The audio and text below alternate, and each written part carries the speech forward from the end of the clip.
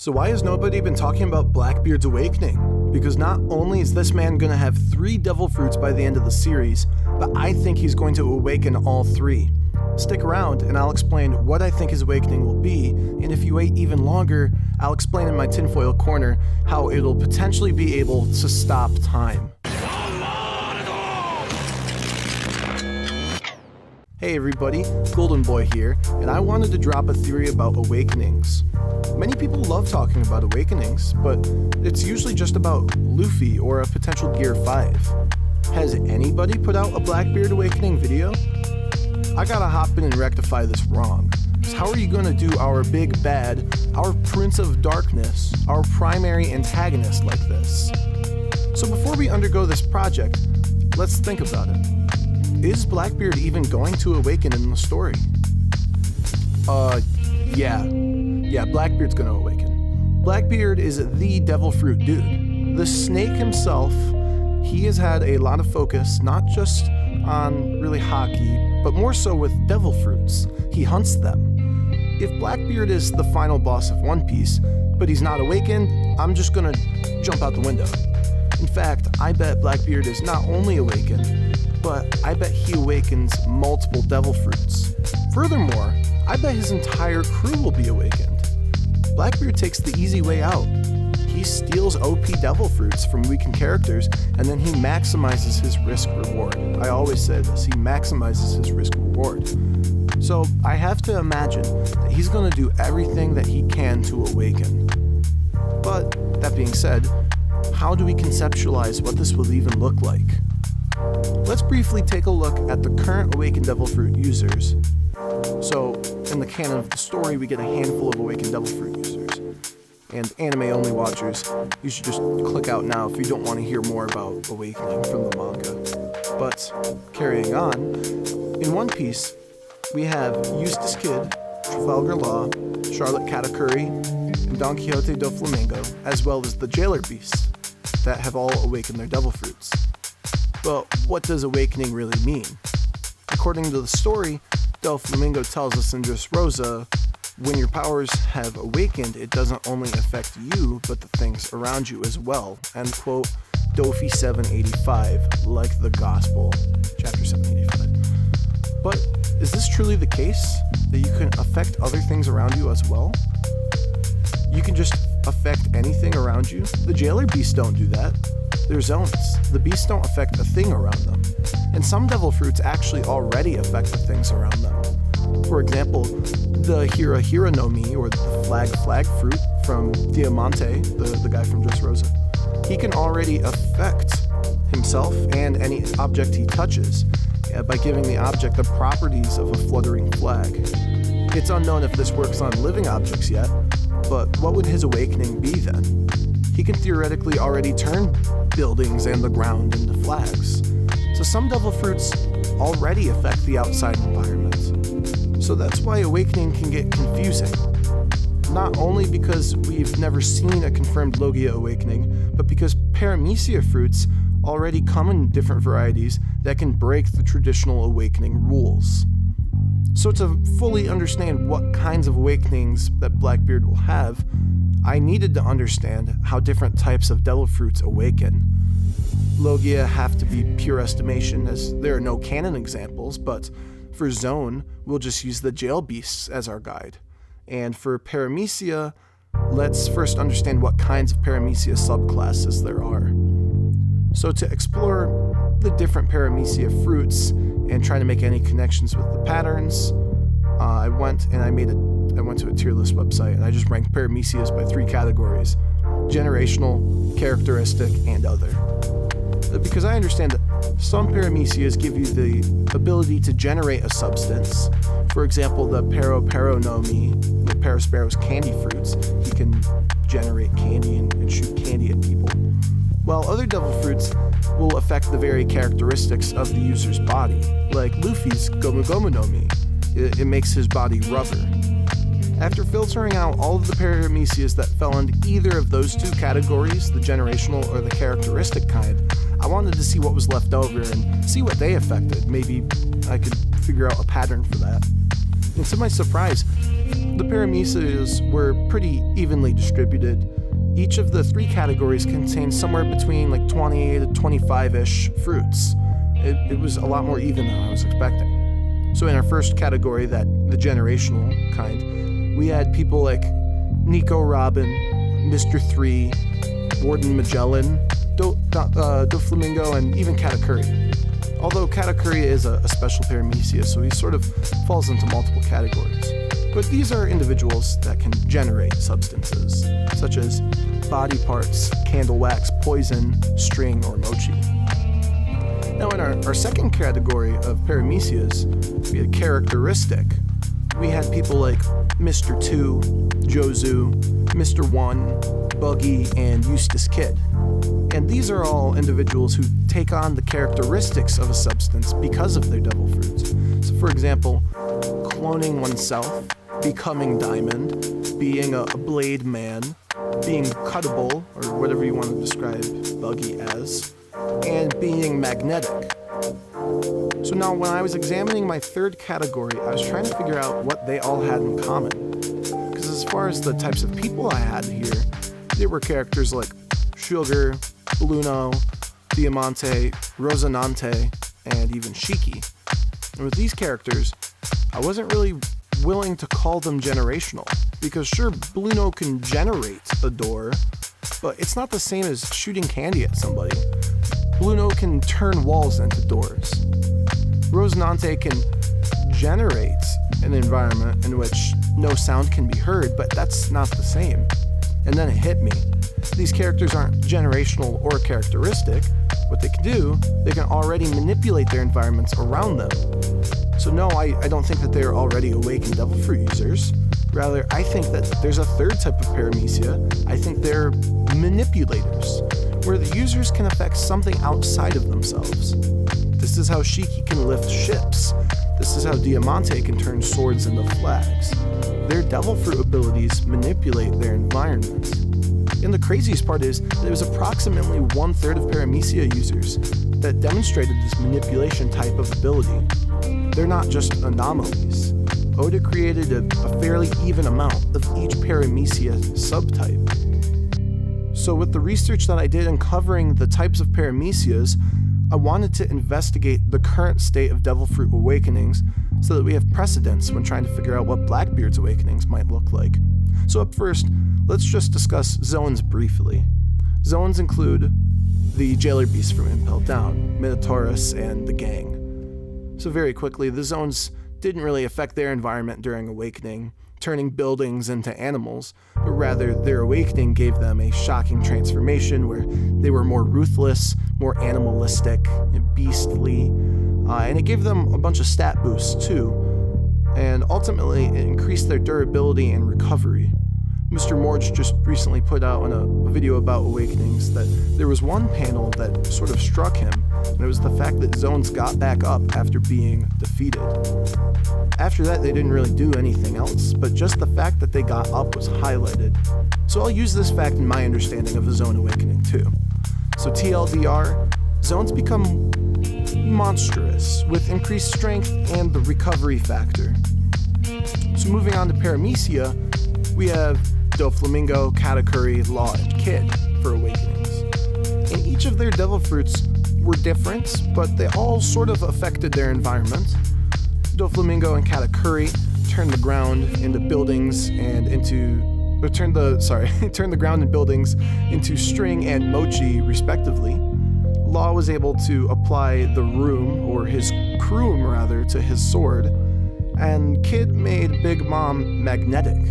So while all of these characters had different targets, each one affected an external target, rather than the internal awakening like we had with the Jailer Beast zones.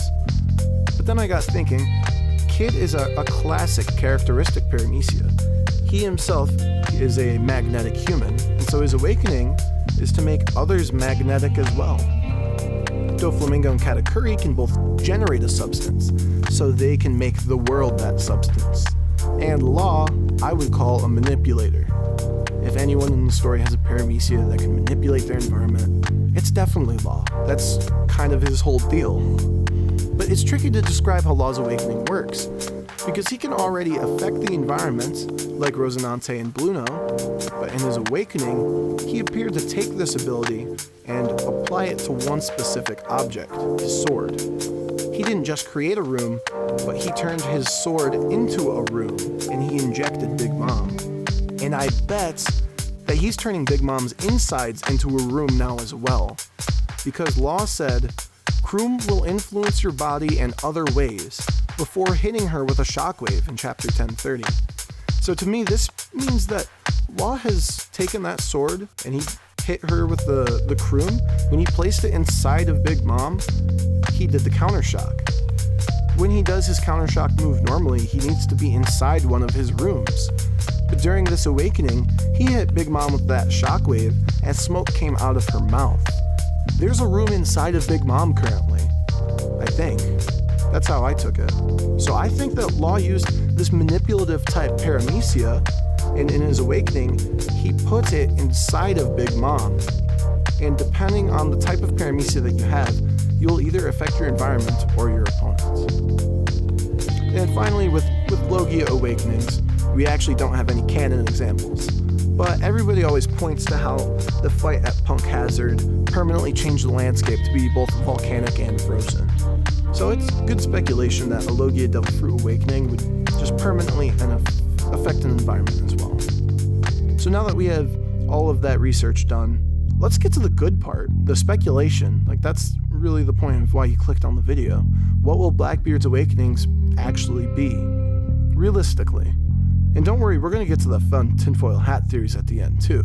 But let's try to guess what they'll be realistically. Up first, let's discuss zones, because I, like many, believe that Blackbeard's going to be getting a zone. Now in this video, I'm not going to try to tell you what zone I think Blackbeard's going to get. I make plenty of videos like that already. One good theory I put out was related to Kaido's fruit. It's the mythical dark tortoise Genbu. That theory's here, so check that out in the top right corner of your screen. And I also like the Yamata no Orochi theory, so also check the pop-up card if you're interested in that theory. But as for today, it doesn't really matter what fruit Blackbeard eats, because the zone fruits all have similar awakenings. The Jailer Beasts all became monsters with insane durability and recovery. Regardless of the zone that Blackbeard's will or will not eventually consume, I think that he'll just be a monster, and he's going to be hard to keep down. And that's really all I have to say about Blackbeard's Zone Awakening. Where the speculation can get tricky and fun is for his Paramecia Awakening. We know that Blackbeard has Whitebeard's fruit, the Gura Gura no Mi, or the Tremor Tremor fruit. But how will this fruit awaken? I think the answer will lie in the process of elimination. First, is the fruit a characteristic Paramecia like Luffy's? So is Whitebeard/Blackbeard's fruit make him a Tremor Man? I'm gonna say no. So that means that the Gura Gura no Mi is either a generational or a manipulator type Paramecia. And so now, is the fruit a generational Paramecia? It might be. That depends. Do we think that he can use it to generate the shockwaves? Maybe. We saw Whitebeard create a white ball that represented the power to destroy the shockwaves. He even threw that ball at Marineford during the war. So assuming that the shockwaves are an effect from this ball that Whitebeard can generate, then that could make him a generational Paramecia, which means just like Dofi and Cat, his awakening is turning the ground and buildings into shockwave power. Except that's kind of exactly what the Gura Gura does already. Okay, so maybe he's a manipulator with the fruits. That would make sense. So he can affect his environment around him. And that means the only evidence we have to go off of is Law's awakening, which is not super clear, to be honest. We know that Law could channel his Kroom through his sword, but again, we have seen Whitebeard do this with his Naginata spear. So I think the answer lies, once we get more development from Law in this Big Mom fight. Like I said, I think he turned Big Mom into a room, and he jailbroke his fruit that way. So I guess the translation here would be that Blackbeard or Whitebeard's awakening would be to channel the shockwave through the ground into a person. Maybe. We also saw Whitebeard do this to one of the giants.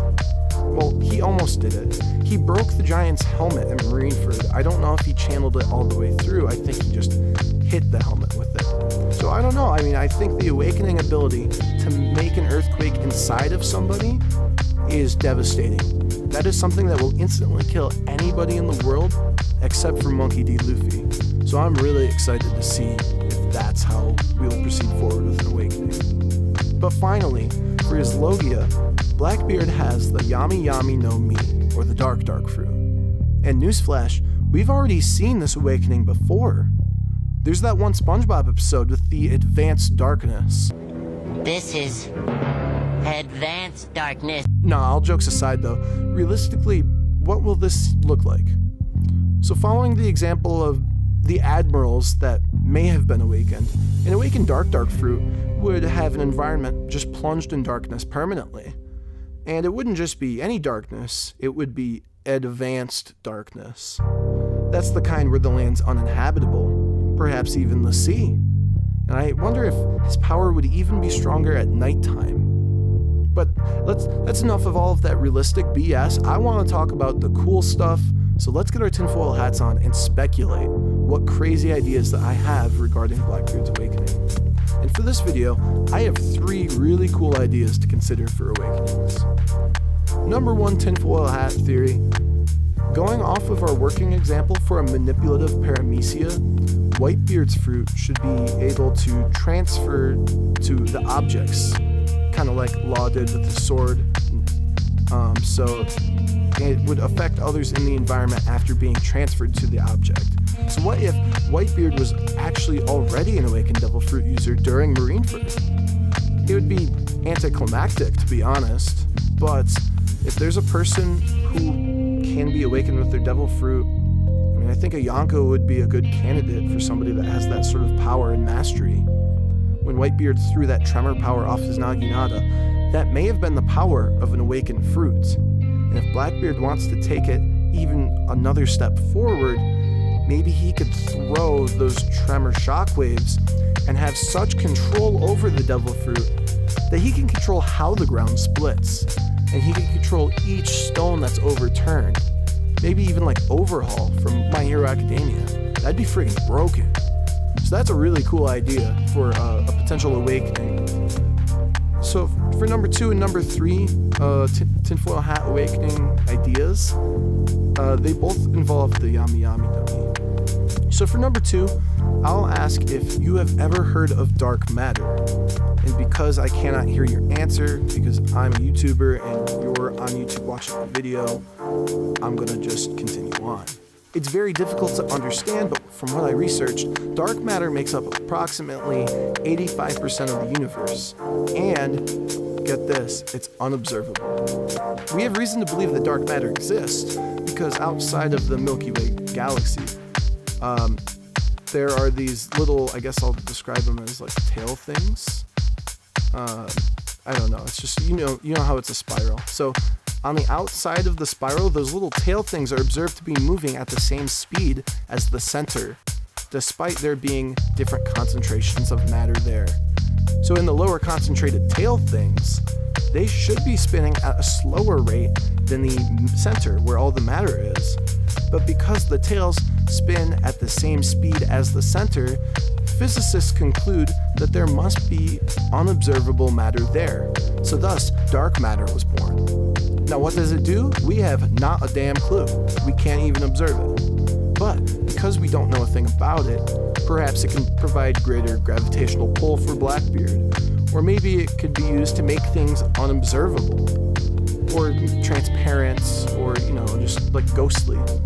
This might even be the God particle. It's a particle associated with the Higgs field. Supposedly it gives mass to things like electrons. Now, if that's the case, that's crazy. Then Blackbeard would be in his Minecraft builder mode. So, really way out there thought. But finally, for number 3, this one's also a physics-related idea, and it revolves around the idea of black holes. They're called black holes because there are sections of space where gravity is so strong that not even light can escape. Thus, when a black hole is observed, they'll look like a black sphere. And the event horizon, which is the last distance from the black hole where one can escape the immense gravitational force. It's sort of like, it's the barrier between the safe distance and, I guess, the end. So as a comparison, finding the event horizon would be similar to finding the range of an explosion. It's the minimum distance from the center where a person or thing would be safe and out of range. So that's the event horizon. Well, because light cannot escape a black hole, if somebody were to fall into the black hole, he would actually appear to slow down because photons cannot escape from the event horizon fast enough. So once someone or something passes the point of no return, they would appear to slow down or even freeze time. So Blackbeard equals Dio confirmed.